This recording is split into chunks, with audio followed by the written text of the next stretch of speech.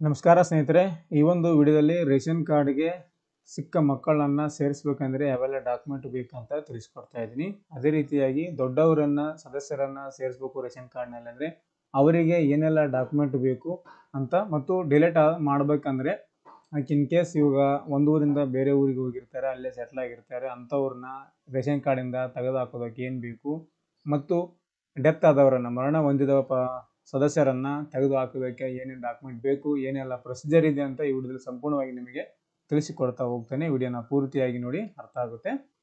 ಸ್ನೇಹಿತರೆ, ಮೊದಲನೇದಾಗಿ ಈ ಒಂದು ರೇಷನ್ ಕಾರ್ಡ್ನಲ್ಲಿ ಚಿಕ್ಕ ಮಕ್ಕಳಿಗೆ ಸೇರಿಸ್ಬೇಕಂದ್ರೆ ಡಾಕ್ಯುಮೆಂಟ್ ಏನು ಬೇಕಪ್ಪ ಅಂದರೆ,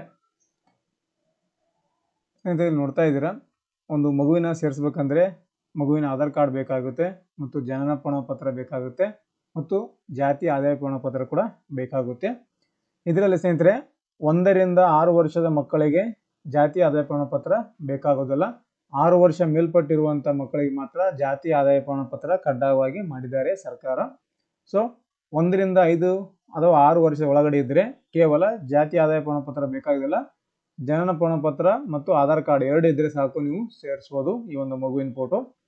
ಮತ್ತು 6 ವರ್ಷ ಮೇಲ್ಪಟ್ಟಿದ್ರೆ ಅವಾಗ ಅದನ್ನು ಜಾತಿ ಆದಾಯ ಪ್ರಮಾಣಪತ್ರ ಬೇಕಾಗುತ್ತೆ. 7, 8, 10 ವರ್ಷ ಮೇಲ್ಪಟ್ಟು ಹುಡುಗ ಇದ್ದರೆ ಜಾತಿ ಆದಾಯ ಪ್ರಮಾಣಪತ್ರ ಕಂಪಲ್ಸರಿ ಆಗಿ ಬೇಕಾಗುತ್ತೆ. ಸ್ನೇಹಿತರೆ, ಇದು ಮಗುಗೆ ಸೇರಿಸಬೇಕಾದ ಡಾಕ್ಯುಮೆಂಟು. ಇವಾಗ ದೊಡ್ಡವರು 20 ವರ್ಷ, 40 ವರ್ಷ, 50 ವರ್ಷದ ಸದಸ್ಯರನ್ನ ಸೇರಿಸ್ಬೇಕಂದ್ರೆ ಅವ್ರಿಗೆ ಏನೇನು ಬೇಕಪ್ಪ ಅಂದರೆ, ಅವ್ರಿಗೆ ಕೂಡ ಸೇಮ್ ಸ್ನೇಹಿತರೆ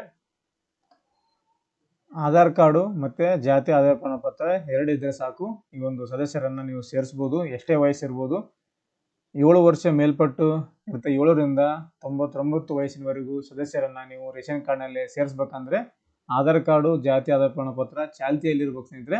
ಮತ್ತು ಆಧಾರ್ ಕಾರ್ಡ್ಗೆ ಮೊಬೈಲ್ ನಂಬರ್ ಲಿಂಕ್ ಇರಬೇಕು. ಕೆಲವು ಸಲ ಬಯೋಮೆಟ್ರಿಕ್ ತಂಬು ತಗೊಳ್ಳುತ್ತೆ, ಕೆಲವು ಸಲ ತಂಬು ತಗೊಳ್ಳೋದಿಲ್ಲ. ಸೊ ಅಂಥ ಸಂದರ್ಭದಲ್ಲಿ OTP ಮುಖಾಂತರ ಸದಸ್ಯರನ್ನ ಸೇರಿಸೋದಕ್ಕೆ ಅವಕಾಶವನ್ನು ಕೊಟ್ಟಿದ್ದಾರೆ.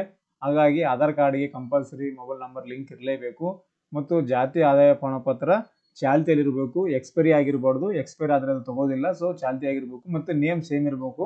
ಆಧಾರ್ ಕಾರ್ಡ್ನಲ್ಲಿ ಯಾವ ರೀತಿ ಇರುತ್ತೆ ಅದೇ ರೀತಿ ಆದಾಯ ಪ್ರಮಾಣಪತ್ರದಲ್ಲಿ, ಜಾತಿ ಪ್ರಮಾಣಪತ್ರದಲ್ಲಿ ಇರಬೇಕು. ಅಂದಾಗ ಮಾತ್ರ ಅವರು ವೆರಿಫೈಯನ್ನು ಮಾಡಿ ನಿಮ್ಮ ಒಂದು ರೇಷನ್ ಕಾರ್ಡನ್ನು ಅಪ್ರೂವಲನ್ನು ಕೊಡ್ತಾರೆ. ತಿದ್ದುಪಡಿ ಮಾಡಿರುವಂಥ ಒಂದು ರೇಷನ್ ಕಾರ್ಡಿಗೆ ಅಪ್ರೂವಲ್ ಕೊಡಬೇಕಂದ್ರೆ ನೇಮು ಸೇಮ್ ಆಗಿ ಇರಬೇಕಾಗುತ್ತೆ ಸ್ನೇಹಿತರೆ.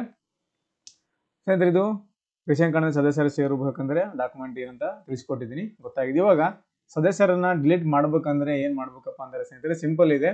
ಅವರ ಒಂದು ಡೆತ್ ಸರ್ಟಿಫಿಕೇಟ್ ಬೇಕಾಗುತ್ತೆ. ಡಿಲೀಟ್ ಮಾಡ್ಬೇಕಂದ್ರೆ ಡೆತ್ ಆದವ್ರದ್ದು ಡೆತ್ ಸರ್ಟಿಫಿಕೇಟ್ ತೊಗೋಬೇಕಾಗುತ್ತೆ. ಅಥವಾ ಊರು ಬಿಟ್ಟು ಹೋಗಿದ್ದಾರೆ, ನಮ್ಮ ಹತ್ರ ಇಲ್ಲ, ಮನೆಯಲ್ಲಿ ವಾಸವಿಲ್ಲ, ಬೇರೆ ಊರಲ್ಲಿ ಸೆಟ್ಲ್ ಆಗಿದ್ದಾರೆ ಅನ್ನೋದಾದರೆ ಅವ್ರದ್ದು ಒಂದು ಸೆಲ್ಫ್ ಡಿಕ್ಲರೇಷನ್ ಫಾರ್ಮನ್ನು ತೊಗೋಬೇಕಾಗುತ್ತೆ. ಅಂದರೆ ಅವರೇ ಒಂದು ಸ್ವತಃ ಬರೆದು ಕೊಟ್ಟು ನಾವು ಈ ರೀತಿ ಊರಲ್ಲಿ ಇಲ್ಲ, ಬೇರೆ ಊರಲ್ಲಿ ಸೆಟ್ಲ್ ಆಗಿದ್ದೀವಿ ಅಂತ ಒಂದು ಡಿಕ್ಲರೇಷನ್ ಫಾರ್ಮನ್ನು ಬರೆದು ಕೊಡಬೇಕಾಗುತ್ತೆ ಫುಡ್ ಡಿಪಾರ್ಟ್ಮೆಂಟಿಗೆ. ಅಥವಾ ಒಂದು ಸ್ಟಾಂಪ್ನಲ್ಲಿ ನೋಟ್ರಿ ಕೂಡ ಮಾಡಿಸ್ಕೊಡ್ಬೇಕಾಗುತ್ತೆ. ಈ ರೀತಿಯಾಗಿ ನಾವು ಬೇರೆ ಸ್ಥಳಗಳಿಗೆ ಶಿಫ್ಟ್ ಆಗಿದ್ದೀವಿ, ಅಲ್ಲೇ ವಾಸವಾಗಿದ್ದೀವಿ ಅಂತ ನಾವು ಬರೆದು ಕೊಡಬೇಕಾಗುತ್ತೆ. ಇಲ್ಲಾಂದರೆ ಹೊಸ ಸ್ಥಳ ಪ್ರಮಾಣಪತ್ರವನ್ನು ಕೂಡ ಕೊಡಬೇಕಾಗುತ್ತೆ. ಯಾವ ಊರಲ್ಲಿ ಸೆಟ್ಲ್ ಆಗಿದ್ದಾರೆ ಆ ಊರದ್ದು ಒಂದು ವಾಸ್ತಳ ಕೊಟ್ಟರೆ ಅವರಿಗೆ ಕನ್ಫರ್ಮ್ ಆಗುತ್ತೆ ಈ ಊರಲ್ಲಿ ಇವರು ಇಲ್ಲ, ಇದನ್ನು ತೆಗಿಬೋದು ಅಂತ. ಸೊ ವಾಸ್ತಳ ಕೂಡ ಕೊಟ್ಟರೆ ನಡೆಯುತ್ತೆ. ಮತ್ತು ನಿಮ್ಮ ಒಂದು ವಂಶಾವಳಿ ಕೂಡ ಕೊಡಬೇಕಾಗುತ್ತೆ. ನಾವು ಇಷ್ಟೇ ಜನ ಮನೇಲಿ ಇರೋದಂತ ಒಂದು ವಂಶಾವಳಿ ಮಾಡಿ ಕೊಟ್ಟರು, ಅವ್ರದ್ದು ಒಂದು ವಾಸಸ್ಥಳ ಅಲ್ಲಿದ್ದು ಯಾವ ಊರಲ್ಲಿ ಸೆಟ್ಲ್ ಆಗಿರ್ತಾರೆ ಆ ಊರಲ್ಲಿ ಇವರು ಸೆಟ್ ಆಗಿದ್ದು ಒಂದು ವಾಸ್ತಳ ಕೊಟ್ಟರೆ ನಿಮಗೆ ಈ ಒಂದು ರೇಷನ್ ಕಾರ್ಡ್ನಲ್ಲಿ ಡಿಲೀಟ್ ಮಾಡಿ ಕೊಡ್ತಾರೆ. ಡೆತ್ ಆಗಿದ್ದರೆ ಡೆತ್ ಸರ್ಟಿಫಿಕೇಟನ್ನು ಕೊಟ್ಟರೆ ಅವರನ್ನು ಸದಸ್ಯರನ್ನ ಡಿಲೀಟ್ ಮಾಡಿ ಅಪ್ರೂವಲನ್ನು ಮಾಡ್ತಾರೆ ಸ್ನೇಹಿತರೆ. ಅರ್ಥ ಆಗಿದೆ ಅನ್ಕೊತೀನಿ. ಯಾವೆಲ್ಲ ವಯಸ್ಸಿನವರಿಗೆ ಏನೇನು ಡಾಕ್ಯುಮೆಂಟ್ ಬೇಕಂತ ನಿಮಗೆ ಹೇಳಿಕೊಟ್ಟಿದ್ದೀನಿ. ಸೊ ಮಾಹಿತಿ ಉಪಯುಕ್ತ ಆಗಿದೆ ಅನ್ಕೊತೀನಿ. ಇದರಲ್ಲಿ ಏನಾದರೂ ಗೊತ್ತಾಗಿಲ್ಲ ಅಂದರೆ, ಕನ್ಫ್ಯೂಸ್ ಇದ್ದರೆ, ಏನಾದರೂ ಕ್ವಶನ್ ಕೇಳೋದಿದ್ರೆ ಕಮೆಂಟ್ ಮಾಡಿ. ಕಮೆಂಟಲ್ಲಿ ನಿಮಗೆ ಉತ್ತರವನ್ನು ಕೊಡ್ತೀನಿ ಅಂತ ಹೇಳ್ತಾ, ನೆಕ್ಸ್ಟ್ ಇದೇ ಥರ ಇನ್ನೊಂದು ಮಾಹಿತಿಯೊಂದಿಗೆ ಇನ್ನೊಂದು ವಿಡಿಯೋದಲ್ಲಿ ನಿಮ್ಮನ್ನು ಭೇಟಿ ಆಗ್ತೀನಿ. ಎಲ್ಲಿವರೆಗೂ ನಮ್ಮ ವಿಡಿಯೋಸನ್ನು ನೋಡ್ತಾ ಇರಿ, ಸಪೋರ್ಟ್ ಮಾಡಿ ಅಂತ ಹೇಳ್ತಾ, ಥ್ಯಾಂಕ್ಸ್ ಫಾರ್ ದ ವಾಚಿಂಗ್.